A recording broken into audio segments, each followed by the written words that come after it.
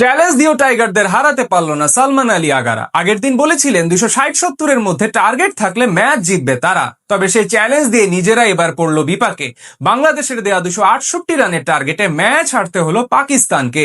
শেষ বিকেলে টাইগারদের বোলিং জাদুতে কোণঠাসা হলো সফরকারীরা, আর তাতে ঐতিহাসিক এক জয় নিয়ে মাঠ ছাড়লো টাইগাররা। মিরপুর টেস্টে টাইগারদের এমন জয় ও বোলারদের দাপুটে পারফরমেন্স নিয়ে বাকিটা জানবো এই প্রতিবেদনে।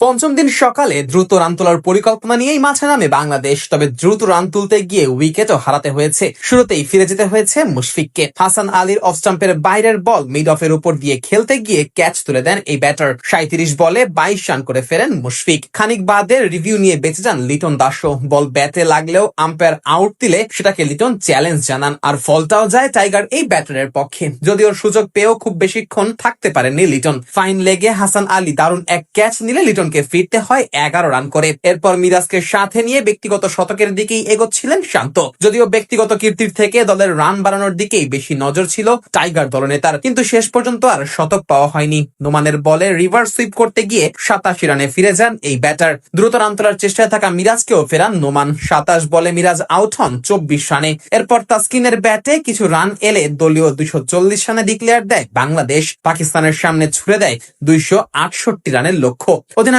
শান্তর এই সাহসী সিদ্ধান্তের ফলটাও দ্রুতই পায় টাইগাররা। লাঞ্চের আগেই আঘাত হানেন তাসকিন আহমেদ। দারুণ এক ডেলিভারিতে ইমামুল হককে ফেরান টাইগার এই পেসার। উইকেটের পেছনে ক্যাচ গ্লাভস বন্দি করেন লিটন। লাঞ্চের পরও টাইগার বোলারদের দাপটে কিছুটা দিশেহারা হতে হয় পাকিস্তানি ব্যাটারদের। মেহেদী মিরাজ তো প্রায় উইকেটও তুলে নিয়েছিলেন, তবে বল স্ট্যাম্পে লাগলেও বেইল না পড়ায় বেঁচে যান আব্দুল্লাহ ফাজাল। সেই একই ওভারে ক্যাচ উঠলেও জয়ের সামনে বল পড়ায় তা ধরা সম্ভব হয়নি। যদিও সেই মিরাজই ভাঙেন আজান ও ফজলের জুটি। চমৎকার এক ডেলিভারিতে প্রথম ইনিংসের সেঞ্চুরিয়ান আজানকে ফেরান টাইগার এই অফ স্পিনার। খানিক বাদে ফিরে যান শান মাসুদও। নাহিদের বলে উইকেট কিপারের হাতে ক্যাচ তুলে দেন পাকিস্তানের এই অধিনায়ক। এরপর আব্দুল্লাহ ফাজলকে সাথে নিয়ে সালমান আলী আগা টাইগার বোলারদের ঘুম হারাম করে তোলে। চা বিরতির আগ পর্যন্ত আর কোনো উইকেট না হারিয়ে এই দুজন মিলে করে ফেলে 48 রান। তবে চা বিরতির পরই উইকেট তুলে নেয় টাইগাররা। আব্দুল্লাহ ফাজলকে এলবিডব্লিউর ফাঁদে ফেলে বিদায় করেন তাইজুল। পরের ওভারেই ফিরে যান সালমান আলী আগা। তাসকিনের বলে দারুণ এক ক্যাচ ধরেন সাদমান ইসলাম। পরের বলে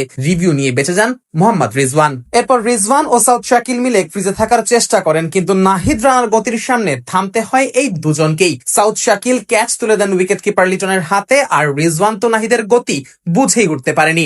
একেবারে বোল্ড হয়ে তবেই ফিরে যেতে হয়েছে রিজওয়ানকে। হাসান আলীকে এলবিডব্লিউর ফাঁদে ফেলে বিদায় করেন তাইজুল। এরপর আর টাইগার বোলারদের সামনে মাথা উঁচু করে দাঁড়াতে পারেনি পাকিস্তান। 268 রানের টার্গেটে পৌঁছানোর আগেই গুটিয়ে যায় সফরকারীরা। ফলে ম্যাচ জিতে মাঠ ছাড়ে নাজমুল হোসেন শান্তর দল।